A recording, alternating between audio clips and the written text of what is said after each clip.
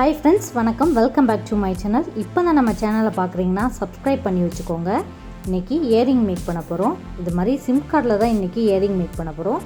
Sim கார்டில் இது மாதிரி கனெக்டிங் ரிங்ஸ் வச்சு கனெக்ட் பண்ணிக்கலாம்.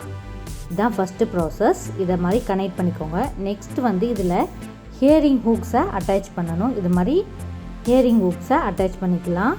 நெக்ஸ்ட்டு இதில் ஒரு ஹேங்கிங் மாதிரி நான் பண்ண போகிறேன். அதனால ரிங்ஸில் ஒரு கோல்டன் பீட்ஸை நான் கனெக்ட் பண்ணி வச்சுருக்கேன்.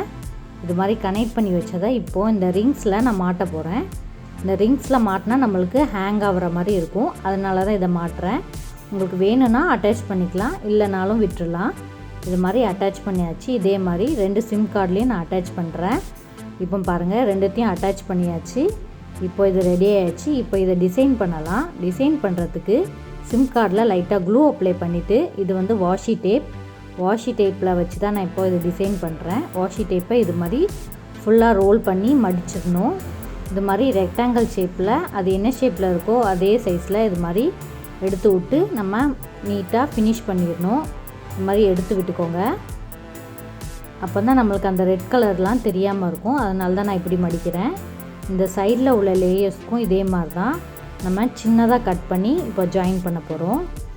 இப்போது இது மாதிரி சின்னதாக நான் கட் பண்ணியிருக்கேன். இதை இப்படி மடக்கிட்டு இதில் க்ளூ அப்ளை பண்ணிக்கலாம். க்ளூ அப்ளை பண்ணிவிட்டு இப்போ இந்த சைடில் உள்ளதை இந்த 3 சைட்ஸு இதே மாதிரி தான் நான் ஜாயின் பண்ணுறேன். இதே மாதிரி ஃபுல்லாக கம்ப்ளீட் ஆனதுக்கப்புறம் காமிக்கிறேன் பாருங்கள்.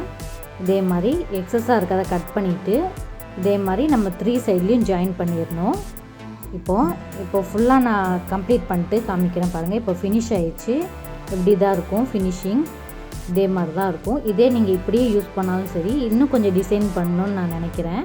ஸோ அதனால் நான் இன்னும் கொஞ்சம் இதே வாஷி டேப்பை யூஸ் பண்ணி தான் இப்போ கட் பண்ண போகிறேன்.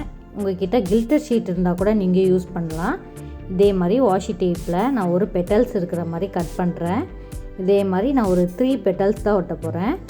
இது மாதிரி டிசைன் பண்ணுறதுக்காக தான் அதை ஒட்டுறேன். இதே மாதிரி நான் ஒரு பெட்டல் ஒட்டிட்டேன். இதே மாதிரி 2 சிம் கார்ட்லேயும் நம்ம இந்த மாதிரி பெட்டல்ஸ் ஒட்டிக்கலாம்.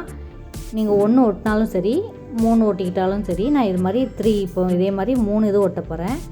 அதில் டெக்கரேஷன் பண்ணுறதுக்கு ஒரு ஸ்டோன்ஸ் மட்டும் வச்சுருக்கேன். இப்போது நம்மளோட இயரிங்ஸ் ரெடி ஆகிடுச்சு. இது மாதிரி 2த்துலேயும் ஸ்டோன் ஒட்டிட்டேன். இப்போது ஹேங் ஆகிற மாதிரி இருக்குது பாருங்கள். இப்போது நம்ம இதை ஹேங் பண்ணும்போது அந்த நடுவில் உள்ள அந்த ரிங்ஸில் அந்த கோல்டன் பீட்ஸ் அழகாக ஆடும். பார்க்க ரொம்ப அழகாக இருக்கும்.